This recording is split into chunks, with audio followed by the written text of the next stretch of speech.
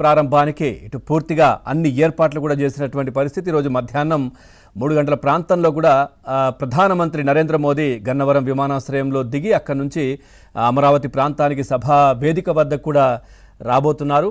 So చాలా అంశాలకు సంబంధించి దీనికి సంబంధించి కూడా మనం చూస్తే పూర్తిగా అడ్డంకులు కూడా అధిగమించి అడుగులు ముందుకు పడుతున్నటువంటి సందర్భం కనిపిస్తూ ఉంది. ఇక నాడు రాజధాని నిర్మాణానికి ప్రధాని శ్రీకారం చుట్టినటువంటి విషయం కూడా మనకు తెలిసిందే. ఇక నేడు అదే మోదీ చేతుల మీదుగా కూడా మళ్ళీ పునఃప్రారంభం కాబోతోంది అమరావతి.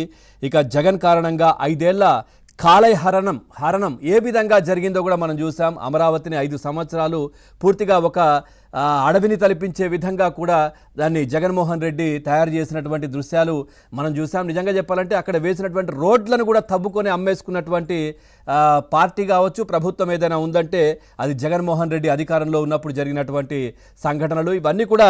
ఎందుకంటే రైతులు కావచ్చు, అమరావతి ప్రాంత ప్రజలు కావచ్చు, నిజంగా చెప్పాలంటే యావత్ రాష్ట్ర ప్రజలందరూ కూడా చిరకాల కోరిక అని చెప్పుకోవచ్చు. నిజంగా చెప్పాలంటే ఇట్లాంటి ఒక సుందరమైనటువంటి ఒక భవ్య ఏదైతే పూర్తిగా రాజధాని నిర్మాణాన్ని కూడా అందరూ ఆమోదించారప్పుడు. దీనికి సంబంధించి కూడా స్వచ్ఛందంగా రైతులు కూడా ముందుకొచ్చి మనకి ఇక్కడ పూర్తిగా కూడా ల్యాండ్ ఇచ్చినటువంటి సంఘటనలు చూసాం.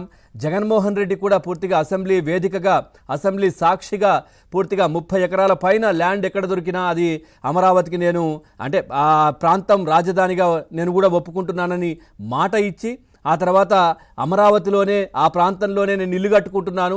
సో ఇంకా ఇక్కడ అప్పటి పార్టీ నేత, అప్పటి ప్రతిపక్ష నేతగా ఉన్నటువంటి అట్లాగే అప్పటి అధికారంలో ఉన్నటువంటి చంద్రబాబు నాయుడు గారు ఇల్లు కూడా లేదు ఇక్కడ అని చెప్పి మాట్లాడినటువంటి జగన్మోహన్ రెడ్డి ఆ తర్వాత 3 రాజధానుల పేరుతో 3 ముక్కలాట ఆడినటువంటి సంఘటన కూడా మనం చూసాం. పూర్తిగా దీనికి సంబంధించి కూడా ప్రజలు ఏ విధంగా తీర్పు 5 సంవత్సరాలు కూడా అమరావతి ప్రాంత రైతులు అలు పెరగకుండా కూడా ఏ విధంగా పోరాటాలు చేశారు, ఏ విధంగా దీక్షలు, ధర్నాలు కావచ్చు, నిజంగా పండుగలు కావచ్చు, ఇటు శుభాలు అశుభాలు అన్నీ కూడా రోడ్లపైన వాళ్ళు చేసుకున్నటువంటి పరిస్థితి. ఎక్కడ కూడా ఇళ్లలో కూర్చోలేదు. నిజంగా చెప్పాలంటే ఇవాల్టి సంబరంలో అమరావతి వీర వనితల పోరాటం నిజంగా చాలా గొప్పది. వాళ్ళ గురించి చాలా ఖచ్చితంగా మాట్లాడుకోవాల్సినటువంటి అవసరం ఉంది. ఎందుకంటే వాళ్ళు చేసిన త్యాగం మర్చిపోకూడదు. నిజంగా చెప్పాలంటే ఒక నిండు గర్భిణిని పోలీస్ అధికారి పొత్తి కడుపుల్లో తన్నినటువంటి దృశ్యాలు కూడా అప్పుడు కనిపించాయి. పొంగళ్ళు సమర్పించడానికి అమరావతి నుంచి విజయవాడకు వెళ్తున్నటువంటి మహిళలను ఈడ్చి పడేశారు పోలీసులు. ఇవన్నీ జగన్మోహన్ రెడ్డి అధికారంలో ఉన్న సమయంలో వాళ్ళు చేయించినటువంటి పనులు ఈ పోలీస్ అధికారులతోని. అవన్నీ కూడా తట్టుకొని అలు పెరగకుండా అమరావతి కోసం ఆహర్నిశలు శ్రమించి రాత్రింబవళ్ళు దీక్షలు ధర్నాలు చేసి అమరావతి టు అరసవల్లి, అమరావతి టు తిరుమల ఈ విధంగా ఏదైతే న్యాయస్థానం టు దేవస్థానం అంటూ అన్ని కార్యక్రమాలు కూడా రైతులు చేసి నిజంగా చెప్పాలంటే ఇప్పుడు అమరావతిని సాధించుకున్నారు. రాజధానిగా మళ్ళీ ఏదైతే అమరావతికి సంబంధించి పనులు కూడా ప్రారంభమయ్యాయి. కూటమికి అధికారం కట్టబెట్టారు.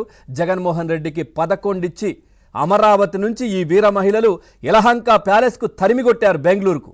ఇప్పుడు మనం చూస్తూ ఉన్నాం. జగన్మోహన్ రెడ్డి కూడా ఈ కార్యక్రమానికి పిలిచారు. ఈ ప్రభుత్వం రమ్మని ఆహ్వానించింది. కానీ ఆయన ఎట్లా వస్తారు?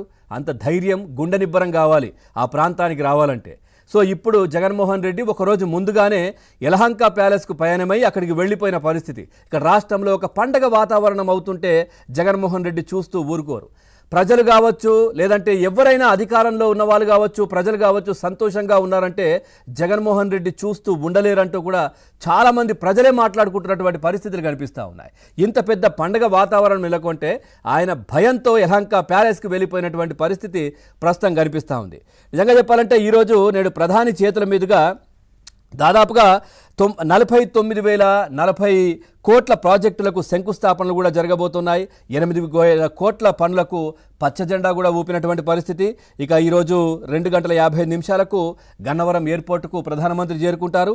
అక్కడ నుంచి హెలికాప్టర్లో వెలగపూడికి, ఆ తర్వాత వేదికపై ప్రధాని గారు, ఆ తర్వాత ముఖ్యమంత్రి, ఉప ముఖ్యమంత్రి పవన్ కళ్యాణ్ వీళ్ళందరూ కూడా వాళ్ళతో పాటు ఒక 14 మందికి కూడా అక్కడ ఆహ్వానం పంపినట్టుగా తెలుస్తుంది. దాని మీద వాళ్ళు స్టేజ్ పైన ఉంటారు. వాళ్ళు తర్వాత 2.5 గంటల పాటు ప్రధాని పర్యటన ఉంటుంది. సభకు వచ్చే ప్రజల కోసం దాదాపుగా 8,000 బస్సులు కూడా ఏర్పాటు చేశారు. పూర్తిగా అన్ని దారులు కూడా రాష్ట్ర వ్యాప్తంగా పూర్తిగా అమరావతి వైపే వెళ్తున్నటువంటి పరిస్థితులు అయితే కనిపిస్తూ ఉన్నాయి. ఒక పండగ వాతావరణం పునః ప్రారంభం, నిజంగా మళ్ళీ ఊపిరి పోసుకుంది అమరావతి అంటూ కూడా ప్రజలు మాట్లాడుతూ ఉన్నారు. ఇప్పటికీ కూడా అమరావతి పైన కక్షగట్టినటువంటి జగన్మోహన్ రెడ్డి అండ్ బ్యాచ్ దానిపైన విష ప్రచారం చిమ్మే ప్రయత్నాలు చేస్తూ ఉన్నారు. అమరావతిలో రాజధాని మేము మళ్ళీ వస్తే 3 రాజధానులు, మళ్ళీ ఇక్కడ కూడా పూర్తిగా గ్రాఫిక్స్ ఇవన్నీ కూడా ఇప్పుడు మాట్లాడుతూ ఉన్నారు. ప్రపంచ బ్యాంకులు ఇక్కడ అమరావతికి సంబంధించి ఏదైతే డబ్బు ఇవ్వడానికి ముందుకు వస్తే వాళ్లకు జగన్మోహన్ రెడ్డికి సంబంధించిన బ్యాచ్ ఇప్పటికీ కూడా లెటర్లు రాస్తున్నటువంటి పరిస్థితులు కనిపిస్తూ ఉన్నాయి. ఎందుకంత కక్ష? ఆంధ్రప్రదేశ్ అంటే జగన్మోహన్ రెడ్డికి ఎందుకంత కక్ష? ఆంధ్రప్రదేశ్ను ఎందుకు ఈ విధంగా చేయాలనుకుంటున్నారనే చర్చ కూడా జరుగుతూ ఉంది. సో ఓవరాల్గా నిజంగా ఒక పండుగ వాతావరణం అయితే కనిపిస్తూ ఉంది. కానీ ఇవన్నీ జగన్మోహన్ రెడ్డి చూస్తూ ఉండలేరు కాబట్టి యలహంక ప్యాలెస్కు ఒకరోజు ముందుగానే బయలుదేరి వెళ్ళిపోయినటువంటి పరిస్థితి. ఓవరాల్గా ఈ అంశానికి సంబంధించి మనం చర్చలోకి వెళ్దాం. చర్చలో